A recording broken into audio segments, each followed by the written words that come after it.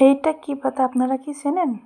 এটা হলো তেজপাতা। এর কত গুণাগুণ সেই সম্পর্কে কিছুটা আপনাদেরকে আমি বলবো। আসসালামু আলাইকুম। এই পাতার এত গুণাগুণ, এই পাতার অনেক রোগ ভালো হয়।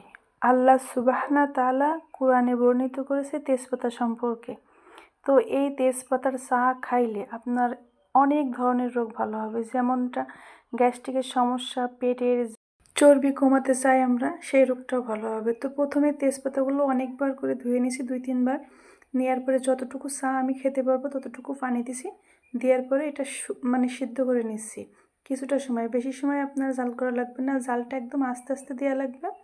তো তারপরে আমি 5 থেকে 10 মিনিট মতন একদম লো আছে চুলোর জালটা রেখেছি।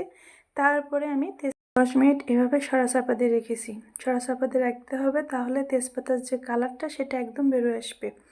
10 মিনিট রাখার পরে দেখেন তেজপাতার কালারটা এত সুন্দর এসেছে, একদম চায়ের মতো কালার চলে এসেছে, একদম লাল হয়ে এসেছে। তারপরে আমি যেটা দিচ্ছি এটা হলো পিঙ্ক সল্ট, লবণ একটা। এটাও অনেক গুণাগুণ, এই লবণেরও অনেক গুণ আছে। তো যাই হোক, এই লবণটা দিয়ে এই তেজপাতার চাটা খাইতে হবে। তো এটা খেলে আপনার প্রত্যেক দিন সকালবেলা একবার খাবেন, সন্ধ্যাবেলা একবার খাইতে পারলে আপনার অনেক পুরনো রোগ ভালো হবে।